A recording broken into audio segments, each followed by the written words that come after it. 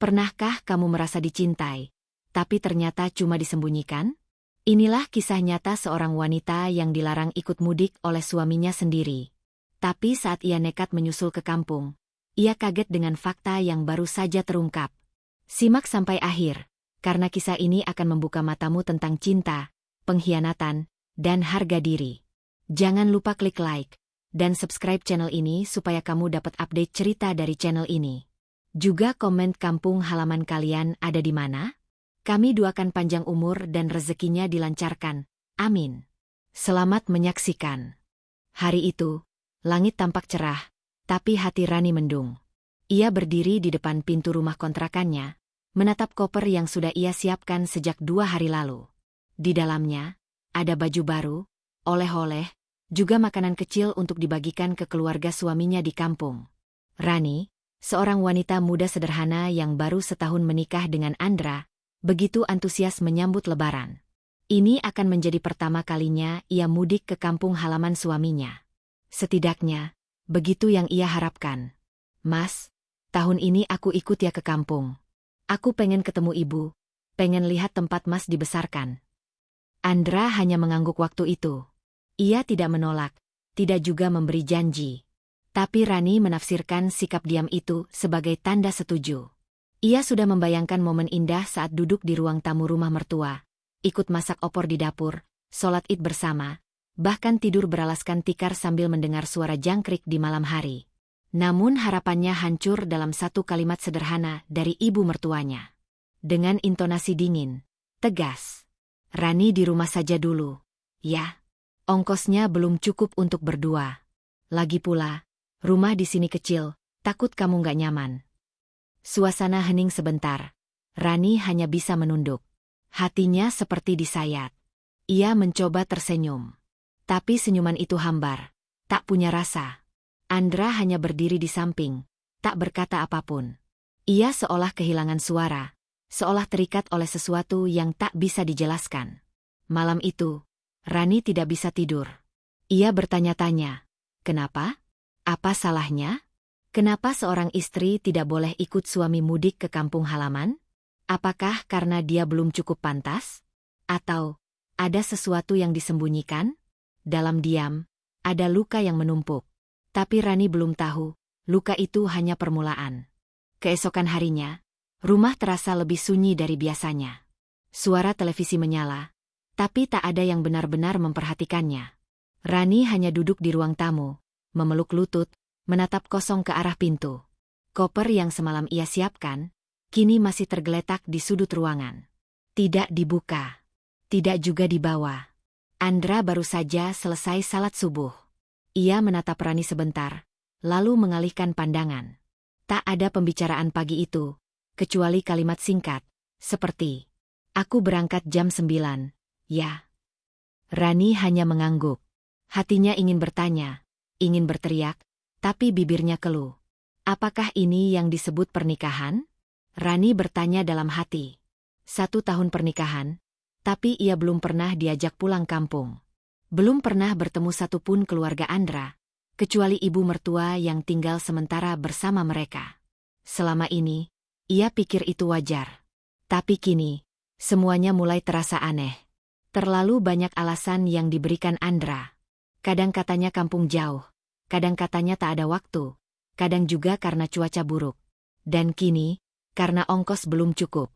Tapi bukankah Andra baru saja dapat bonus kerja bulan lalu? Lalu kemana uangnya? Dan kenapa saat ia menanyakan hal itu, suaminya justru menghindar? Rani tak bisa menahan air matanya saat mobil Andra keluar dari garasi. Ia hanya berdiri di balik gorden, melihat punggung pria yang dulu ia yakini akan selalu jujur padanya. Mobil itu makin menjauh. Dan dengan setiap meter yang terlewati, keyakinan Rani makin terkikis. Hari itu, Rani merasa seperti orang asing. Di rumah yang ia rawat sendiri. Di pernikahan yang ia jaga sendiri. Dan untuk pertama kalinya, Rani meragukan segalanya. Tapi ia belum tahu, jawaban dari segala pertanyaannya akan membawanya pada luka yang lebih dalam dari yang pernah ia bayangkan. 2 hari setelah kepergian Andra, rumah menjadi benar-benar hening. Tidak ada percakapan. Tidak ada suara masakan dari dapur. Bahkan ibu mertua yang biasanya cerewet pun lebih sering mengurung diri di kamar. Rani hanya membersihkan rumah seperti biasa. Tapi pagi itu, saat sedang menyapu kamar Andra, matanya tertumbuk pada sebuah amplop yang menyembul dari laci meja kerja suaminya. Amplop itu terlihat kusut dan agak lusuh, seolah sudah lama disembunyikan.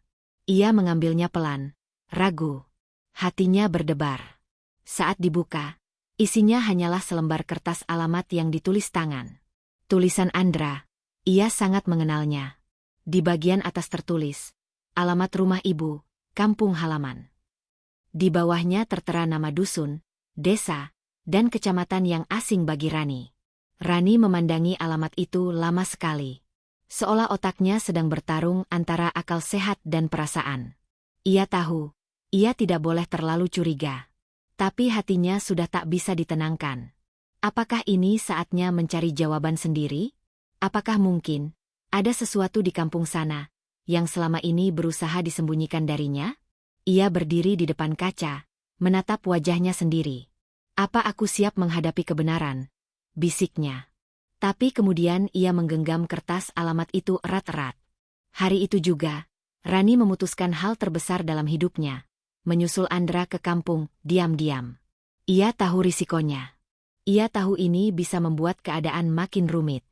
Tapi yang tidak ia tahu adalah bahwa apa yang akan ia temukan di kampung nanti bukan hanya mengejutkan, tapi bisa menghancurkan segalanya. Bus malam itu melaju pelan menyusuri jalanan desa yang lengang. Lampu-lampu jalan sesekali berkelip, dan kabut tipis mulai turun, menyelimuti pohon-pohon yang tinggi menjulang. Rani duduk di bangku dekat jendela. Matanya sembab, tapi tak juga bisa terpejam. Di tangannya, kertas alamat itu sudah lusuh, tergenggam sejak tadi siang. Suara batin Rani, ragu namun mantap. Aku hanya ingin tahu, kenapa aku tidak boleh ikut mudik? Apa yang disembunyikan dariku? Pagi hari, Rani turun di sebuah terminal kecil. Tak ada suara ramai, hanya beberapa tukang ojek yang menawari tumpangan. Ia menyerahkan kertas alamat pada seorang bapak tua berjenggot putih yang tampak ramah. Tapi wajah lelaki tua itu langsung berubah saat membaca nama dusunnya. Ia menatap Rani lama, lalu berkata, "Kamu keluarga Pak Andra ya? Wah, udah lama nggak ada orang kota yang nyari ke sana." Sepanjang perjalanan naik motor ke arah dusun, Rani melihat sawah membentang, rumah-rumah panggung dari kayu, dan jalan tanah yang mulai becek karena hujan semalam.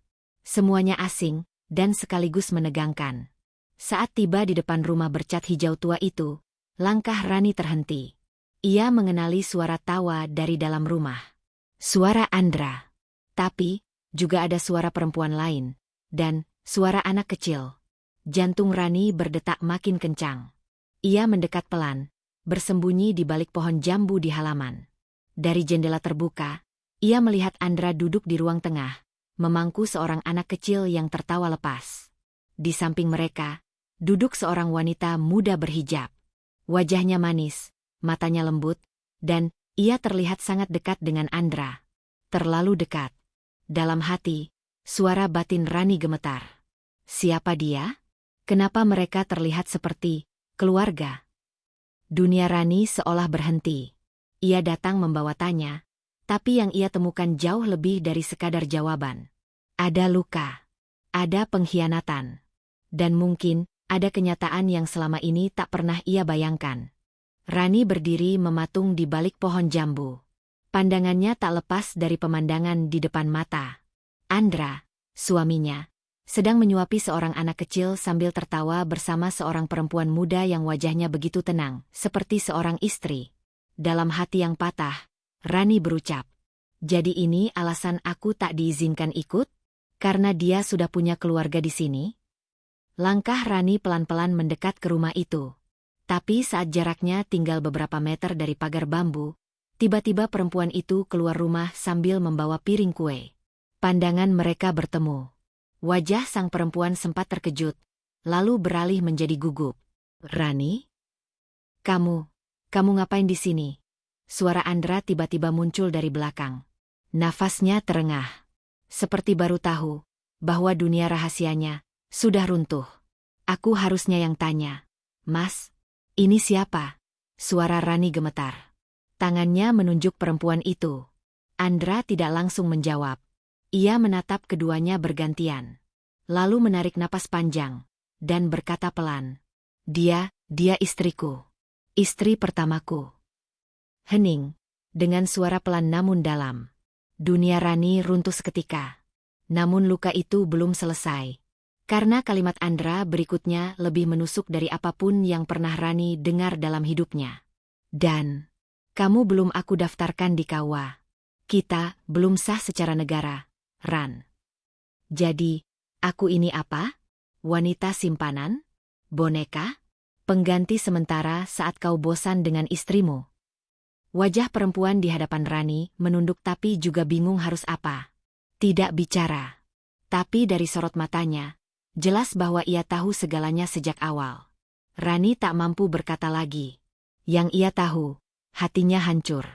Dirinya ternyata bukan istri, bukan pula bagian dari keluarga. Ia hanyalah bayangan yang disimpan rapi dalam gelap, sementara terang hanya untuk perempuan di depannya. Dan yang lebih menyakitkan, anak kecil tadi telah memanggil Andra dengan sebutan yang tak pernah terdengar dari bibir siapapun di rumah kota mereka. Ayah. Langit malam di kampung itu gelap dan berat. Rani duduk sendirian di bel bambu di depan rumah warga yang tadi menawarkannya singgah. Ia menolak pulang. Ia tak sanggup tidur di rumah yang katanya rumah suaminya. Tapi ternyata bukan untuk dirinya. Tak ada suara. Tak ada air mata. Ia sudah menangis terlalu banyak sepanjang hari. Kini yang tersisa hanyalah diam. Dan kehampaan. Aku bukan istri, bahkan bukan siapa-siapa. Aku cuma pelengkap dari cerita yang tak pernah ingin dia ceritakan. Ucap suara batinnya penuh luka. Ibu pemilik rumah, seorang perempuan parubaya yang baik hati, duduk di samping Rani sambil menyodorkan secangkir teh hangat. Nak, kamu kuat ya? Kadang yang kelihatan baik di kota, belum tentu jujur di kampung. Aku udah sering lihat yang begitu. Rani hanya mengangguk. Matanya memandang kosong ke arah pekarangan. Di ujung pandangan, samar-samar terlihat rumah hijau tua milik Andra. Lampunya masih menyala. Di dalamnya, mungkin mereka sedang makan malam bersama. Tertawa bersama. Sementara ia terlantar. Andra sempat datang mencarinya. Tapi Rani menolak bertemu. Ia hanya menitip pesan lewat pemilik rumah. Suruh dia jangan ganggu aku malam ini. Biarkan aku bernapas. Dan malam itu pun berlalu dalam kesunyian. Dalam gelap yang sunyi, Rani berbaring sendirian di kamar kecil rumah itu. Atapnya bocor di sudut, dindingnya hanya kayu tipis. Tapi justru di ruangan sempit ini, Rani merasa lebih manusiawi daripada setahun di rumah suaminya sendiri. Ia belum tahu apa yang akan ia putuskan besok. Tapi malam itu, untuk pertama kalinya, Rani tahu rasanya menjadi perempuan yang benar-benar kehilangan arah. Pagi datang perlahan, membawa cahaya lembut yang masuk dari celah jendela kayu. Rani duduk di ujung tempat tidur. Rambutnya masih kusut, matanya sembab. Tapi ada sesuatu yang berbeda dari malam sebelumnya. Hari ini, ia tidak ingin larut dalam tangis. Hari ini, ia ingin tahu semua. Bukan lagi untuk menyelamatkan rumah tangga, tapi untuk menyelamatkan dirinya sendiri. Ia melangkah ke rumah Andra, pelan tapi pasti. Warga kampung menatapnya dengan berbagai ekspresi. Ada yang kasihan, ada yang mencibir, ada juga yang hanya diam menunduk. Tapi Rani tak peduli. Di depan rumah, ia berdiri menatap pintu yang perlahan dibuka dari dalam. Andra berdiri di sana, wajahnya kusut, matanya penuh penyesalan. Tapi kali ini, Rani tak ingin mendengar janji manis. Ia ingin dengar kebenaran. Mas, kita selesaikan ini. Di depan dia. Di depan semuanya. Ucap Rani dengan suara konfrontatif, pelan namun tegas. Mereka duduk bertiga di ruang tamu, bersama istri pertama Andra, yang kini menunduk dengan tangan gemetar. Anak kecil itu sudah dibawa keluar oleh neneknya. Andra bicara. Pelan. Tapi jujur. Ia mengaku bahwa pernikahannya dengan istri pertama tak pernah benar-benar berakhir. Ia pergi ke kota karena merasa rumah tangganya sudah mati rasa. Tapi ia tak pernah menggugat cerai. Lalu ia bertemu Rani, jatuh cinta, dan menikah tanpa mengatakan yang sebenarnya. Awalnya aku pikir aku bisa jalanin dua dunia, Ran. Tapi ternyata aku cuma penakut yang gak berani jujur. Ucapnya dengan intonasi tajam. Rani menutup matanya. Ia menahan napas. Hatinya panas, tapi ia juga lelah. Ia tahu, marah tidak akan mengubah kenyataan. Tapi kejujuran ini adalah satu-satunya hal yang ia tunggu sejak lama. Aku sudah dengar semuanya. Dan sekarang, aku akan memilih jalanku sendiri.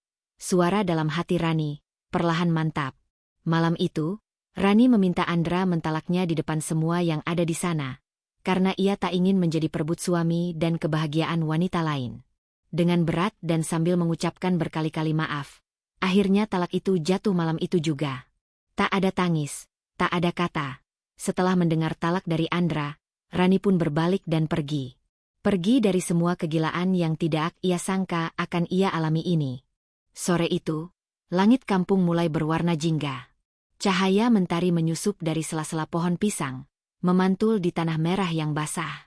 Rani melangkah keluar dari rumah itu, bukan sebagai istri, bukan sebagai korban, tapi sebagai perempuan yang memilih untuk berdiri di atas luka dan memutuskan arah hidupnya sendiri. Ia membawa satu tas kecil, tidak lebih. Tapi langkahnya lebih ringan dibanding saat ia datang. Rani melangkah pelan, melewati mereka tanpa dendam. Ia hanya ingin pulang. Bukan ke rumah di kota, tapi ke hatinya sendiri. Sesampainya di stasiun kecil pinggir kota, Rani duduk sendirian. Di tangannya, tiket menuju kota tempat ia dulu memulai semuanya. Tapi kini ia tak lagi menjadi perempuan yang sama. Ia adalah perempuan yang telah dikhianati, tapi tidak hancur. Ia adalah perempuan yang ditinggalkan, tapi memilih tidak menyimpan dendam.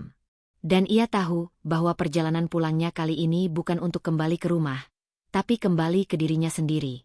Kereta datang. Angin berhembus. Dan dengan satu langkah kecil, Rani pun meninggalkan kampung itu. Tapi tidak dengan air mata, melainkan dengan senyum kecil, yang perlahan mulai tumbuh kembali. Beberapa bulan telah berlalu sejak hari Rani meninggalkan kampung itu. Tak ada kabar dari Andra lagi. Ia pun tak pernah mencari tahu. Karena untuk pertama kalinya dalam hidup, Rani ingin berhenti mengejar jawaban, dan mulai mengejar kedamaian. Rani kembali ke kota, menyewa kamar kos kecil yang cukup untuk dirinya sendiri. Ia kembali bekerja di toko kue tempat dulu ia membantu saat awal menikah. Perlahan, ia mulai menata hidup yang hancur, bukan dengan membangun ulang dari puing yang lama, tapi dengan pondasi baru, dirinya sendiri. Setiap malam, ia menuliskan isi hatinya di buku harian. Setiap pagi, ia belajar membuat roti dan kue-kue baru. Tak jarang, pelanggan datang bukan hanya karena rasa rotinya, tapi karena hangatnya senyum Rani yang selalu ikhlas, meski hatinya pernah retak begitu dalam. Suatu hari, seorang ibu tua pelanggan tetap berkata, "Kamu tuh perempuan kuat, Nak. Tuhan pasti punya cerita indah buatmu. Jangan pernah ragu jalanin hidup, karena kamu pantas bahagia." Kata-kata itu menancap di hati Rani. Ia tak menyesal pernah mencintai Andra. Ia tak menyesal pernah terluka. Karena dari luka itu, ia menemukan sesuatu yang jauh lebih penting, harga dirinya sendiri. Rani kini bukan lagi bayangan dalam hidup orang lain. Ia adalah cahaya dalam hidupnya sendiri. Dan siapa tahu, mungkin suatu hari nanti, seseorang akan datang bukan untuk menyelamatkannya, tapi untuk berjalan bersama, dalam dunia yang dibangun atas dasar jujur dan cinta yang benar. Jika kamu pernah merasa tak dihargai, ingatlah kisah Rani. Ia memilih pergi, bukan karena lemah, tapi karena sadar, ia layak dicintai dengan benar. Jangan lupa like, subscribe, dan ketik di komentar. Menurutmu, apakah Rani pantas memaafkan Andra atau tidak? Doa terbaik untuk kalian yang pernah dikhianati. Semoga digantikan dengan cinta yang tulus dan setia.